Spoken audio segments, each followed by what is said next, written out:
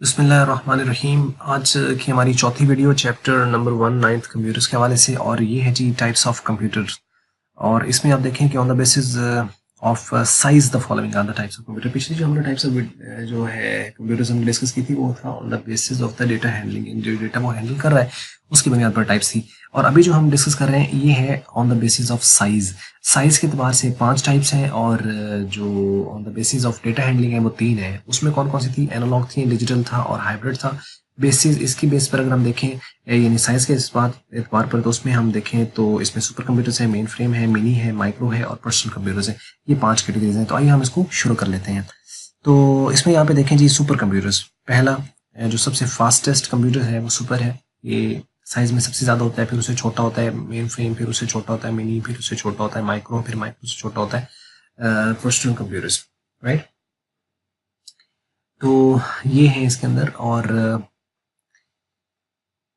आइए इसको अब देखते हैं कि क्या है super computers. Super computer is fastest computer in the world that can process large amount of data very quickly. यानी ये सबसे फास्ट है, फास्टेस्ट है, और बहुत ज़्यादा डेटा को ये आसानी के साथ, तेज़ी के साथ जो है वो प्रोसेस कर सकता है। Computing performance of the super computers is measured in flops. Flops के अंदर इसकी जो स्पीड होती है वो मेजर होती है फ्लॉप्स के अंदर। अब ये फ्लॉप्स क्या है? That is floating point operations. Floating point operations पर सेकेंड। यानी कितने फ्लोटिंग पॉइंट्स ऑपरेशन जो है वो ये कर रहा है एक सेकंड के अंदर, इंस्टेड ऑफ मिप्स। मिप्स होती है मिलियंस इंस्ट्रक्शंस पर सेकंड। आम जो कंप्यूटर्स होते हैं उसके अंदर मिप्स जो है उसके अंदर मेजर होती है मिप्स के अंदर। और जो सुपर कंप्यूटर है वो मिप्स में मेजरमेंट नहीं होती, उसकी स्पीड उसकी फ्लॉप्स में होती है। यानी हमारे जो कंप्यूटर्स हैं वो उसमें ये देखा था कि कितनी इंस्ट्रक्शंस जो है एक पर्टिकुलर टाइम में, एक सेकंड के अंदर ये कितनी इंस्ट्रक्शन को जो है वो एग्जीक्यूट कर सकता है। लेकिन जो सुपर कंप्यूटर था वो इंस्ट्रक्शन वाइज नहीं देखा जाता, उसमें देखा जाता है कि ये कितने फ्लोटिंग पॉइंट ऑपरेशंस, यानी पॉइंट में भी, यानी 1 point something, 2 point something, 3 point something, ऐसे पॉइंट फ्लोटिंग पॉइंट ऑपरेशंस पर सेकंड कितने परफॉर्म कर सकता है। फ्लॉप्स में स्पीड मेजर होती है, मिप्स में बाकी कंप्यूटर्स की होती है, और ये फास्टेस्ट है और डेटा को क्विकली हैंडल कर सकता है। यहाँ तक अब तक बात हुई। Super computers are uses the thousands of the processes of for the data manipulation. यानी इसके अंदर थाउजेंड्स ऑफ प्रोसेसेस लगे होते हैं। And super computers are large in size. ये साइज में ज़्यादा बड़े होते हैं। And they are costly in price, कीमत में बहुत महंगे होते हैं। And the super computers are was invented by the Seymour Cray in 1960। ये पर्सन इसने इसको इन्वेंट किया था पहला, लेकिन वो पहले के बाद जो केस ये नहीं हुआ तो वो ज़्यादा सक्सेसफुल था। तो transistors were used in the first computers. पहले कंप्यूटर जो था, पहला सुपर कंप्यूटर था उसके अंदर ट्रांजिस्टर्स जो थे वो इस्तेमाल हुए। दस the first super computers was invented in the second generation. यानी पहला जो सुपर कंप्यूटर था वो सेकंड जनरेशन में इन्वेंट हुआ था। यानी वैक्यूम ट्यूब्स के साथ कोई भी सुपर कंप्यूटर नहीं आया। पहला जो कंप्यूटर्स आया है वो ट्रांजिस्टर्स के साथ आया है। CDC 1604 was the first supercomputer, and supercomputers are used for weather forecasting। किस पर्पस के लिए यूज होते हैं? यानी वेदर फोरकास्टिंग, यानी इसको डेटा दिया जाता है और प्रिडिक्ट करके आप बताता है कि बारिश होगी, ये होगी, वो नहीं भी होती वो, क्योंकि अल्लाह ताला के हाथ में। लेकिन on the basis of research जो अल्लाह ताला को इख्तियार, अल्लाह ताला ने इख्तियार दिया है इंसान को, तो उसकी बुनियाद पर जो इंसान इंटरप्रेट करता है डेटा को, तो उसकी बेस पर देखा जा सकता है कि बारिश होगी या बादल रहेंगे। ये इतना मौसम का हाल होता है, सारा सुपर कंप्यूटर्स बेस उसको प्रोसेस करके लाया जा रहा होता है। So weapons and the aircraft testing. ये वेपन्स वगैरह जो एयरक्राफ्ट वगैरह होते हैं उनको टेस्ट वगैरह करना, तो उसके लिए जो कंप्यूटर्स इस्तेमाल होते हैं वो भी सारे के सारे सुपर कंप्यूटर्स हैं। Encryption of data. डेटा की एनक्रिप्शन आपने करनी है। एनक्रिप्टेड होता है डेटा कि आपके पास जो डेटा है उसको किसी ऐसी फॉर्म में आप कन्वर्ट कर दें कि वो कोड्स की शक्ल में कन्वर्ट हो जाए कि आम यूजर को बात समझ ना आए, तो वो एनक्रिप्शन होती है। एनक्रिप्शन और डिक्रिप्शन ऑफ द डेटा। उसके बाद है movie makers use super computers for creation of animations. यानी जो एनिमेशन, आपको पता है ग्राफिक्स वगैरह का जो काम होता है उसके लिए आपको ग्राफिक्स कार्ड हैवी चाहिए होते हैं, उसका प्रोसेसर भी हैवी। खाली ग्राफिक्स कार्ड से नहीं होगा, ये खाली रैम से नहीं होगा, ये सारी चीजें बहुत अहम होती है। लेकिन हैवी किस्म का ग्राफिक्स कार्ड और हैवी किस्म का प्रोसेसर भी चाहिए। अगर आपका जो ग्राफिक्स कार्ड है वो तो बहुत हैवी है लेकिन उसके अंदर लगा हुआ प्रोसेसर बेकार सा है, तो वो आपका कंप्यूटर बेकार है, मतलब वो किसी तरह आपको इतना काम नहीं देगा। तो सुपर कंप्यूटर होते हैं वो मूवी मेकिंग के अंदर भी इस्तेमाल होते हैं, एनिमेशन क्रिएशन के अंदर। इतने आप देखते हो कि जनाब उसने तलवार मारी ऐसे गर्दन तक चाक जाके गिरी ऐसे है, तो ये गर्दन थोड़ी कट जाती है उसके अंदर। ठीक है, या सामने से वो एक बैल आया जनाब, उसने बैल को जनाब है बेहतरीन तरीके से उसने ऐसे उसके सींग पकड़े हाथ में, अरे घुमा के ये तड़ाक किस्म का मारा है उसने जनाब। ठीक है, तो ये सारी चीजें कैसे हो जाती है? असल में ये ग्रीन स्क्रीन इफेक्ट्स होते हैं। कि वो बैक पे कोई रजाई पकड़ के बंदा खड़ा होगा और सामने जनाब उसको फिर एक बंदा आता है जनाब, वो ठीक है, वो उसको पकड़ के ऐसे घुमाता है, असल में वो रजाई पकड़ के घुमा रहा है। ये जितने भी आपके पास वो क्या बंदर वाली एक मूवी आई थी, किंग कॉन्ग के क्या नाम था, वो सारा वो बंदर इतना बड़ा देख के, वो छोटी सी एक लड़की है, खुदा का खौफ करो यार, कहाँ इतना होता है, ठीक है। तो खैर फिर वो इतनी छोटी थी कि वो बंदर को प्यार हो गया उससे। देखी होगी मूवी आपने। तो जुल्म है, ज्यादती है, ये तो अब इस तरह का तो नहीं होता, लेकिन लोग मान जाते हैं। वो यार कैसी चीजें मान जाते हैं इंसान है, वो ये क्या हो गया। सलमान खान की एक फिल्म आई थी, पता नहीं क्या मूवी का नाम था, शायद, जिसमें ट्रेन के आगे से उसको कमा के मारते हैं उसको, क्या नाम था उसका, शायद तो मेरे जहन में आता है, शायद मैं बताऊं तो, वो पांडे जिसके अंदर बना होता है फुल, यानी मुझे रख के, यानी फिल्म पुलिस वाला बना होता है, तो जिसके वो डायलॉग था, नोट देता है ना उसको, तो उसे कहता है कि ये लो, रख लो, तो वो कहती है कैसे, हम पैसे टूटे जो है चीजों के पैसे नहीं लेते, दाम नहीं लेते हम, तो वो आगे से कहता है कि रख लो वरना मार के भी दे सकते थे। तो फिर वहां से वो मशहूर हुआ डायलॉग कि थप्पड़ से डर नहीं लगता सांप, प्यार से लगता है। ओहो, ओहो, कमाल है, कमाल है। इस तरह की बातें होती हैं तो फिर लाजिम बात है, फिर अजीब सी नहीं हो जाती हालत। तो खैर ये इस तरह की मूवीज, और वो उस मूवी का बता रहा हूँ कि उस मूवी के अंदर क्या हुआ कि एक ऐसे बंदा आया, उसने उसको घुमाया यार, पकड़ कर ट्रेन के सामने से घुमाया, धड़ाक किस्म का मारता है।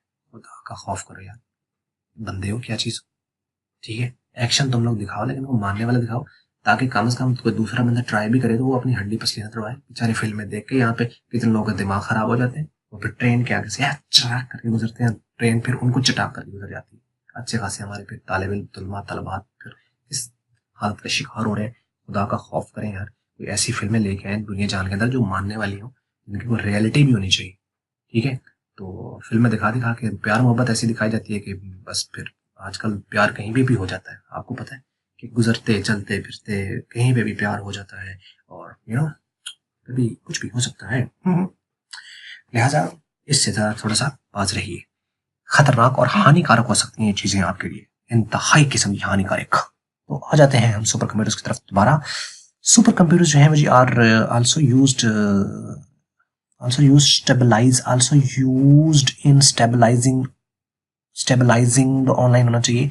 Super computers are also used to stabilize, यहाँ पे हम टू कर देते हैं अभी, ये अब ठीक है, टू स्टेबलाइज ऑनलाइन गेमिंग, यानी जो ऑनलाइन गेमिंग होती है उसको स्टेबलाइज रखने के लिए।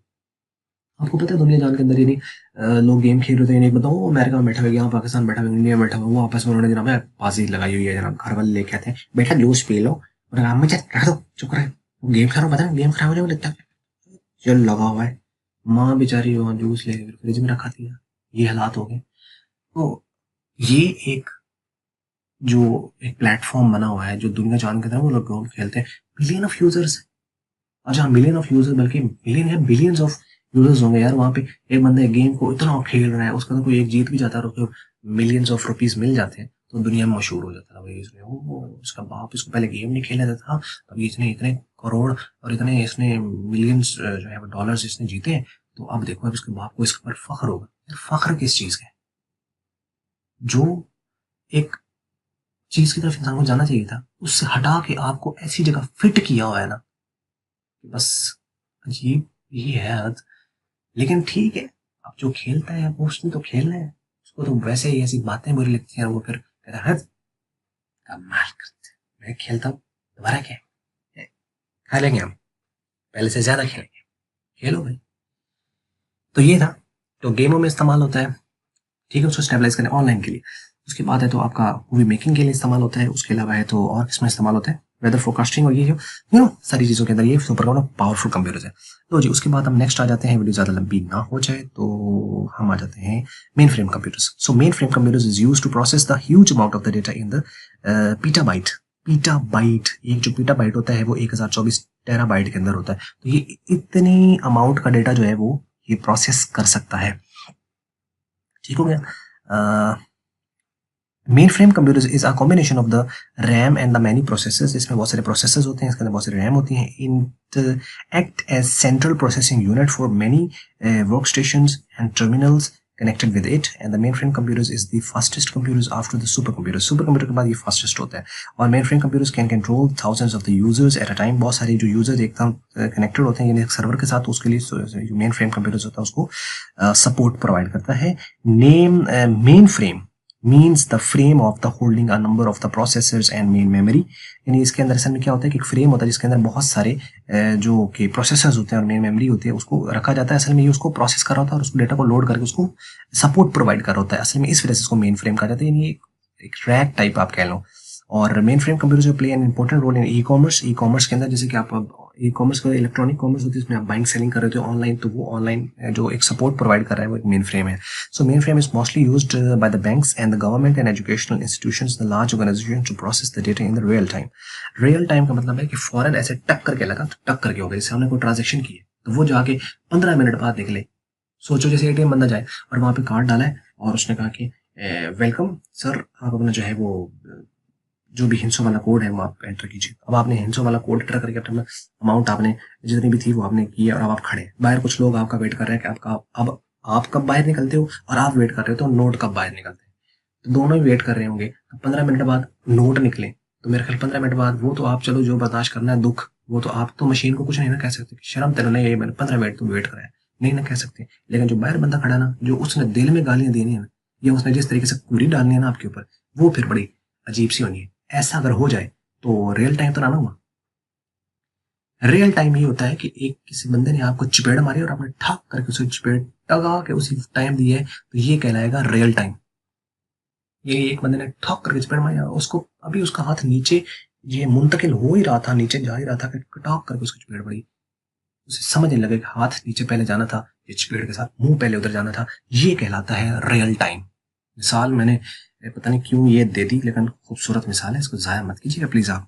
ठीक है, तो ये है जी आपका रियल टाइम. और ये रियल टाइम इसमें उसको डेटा को जो नहीं इसने प्रोसेस करना होता है. कहाँ गया बैंक गवर्नमेंट और ये रियल टाइम. लो जी, मेन फ्रेम कंप्यूटर जो initially created in early 1950s.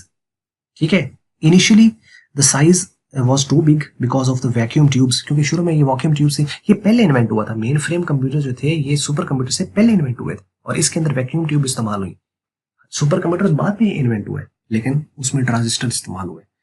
बात समझ आ रही है थोड़ी सी, अब लिंक करो तो लेकिन वैसे ही इसके बाद लिखा हुआ है, सुपर कंप्यूटर पहले लिखा हुआ है, मेन फ्रेम बाद में लिखा हुआ है. साइज में ये बड़ा था, ये छोटा था, लेकिन इजाद पहले मेन फ्रेम हुआ था, सुपर कंप्यूटर उसके बाद इजाद हुआ था. ठीक हो गया ना.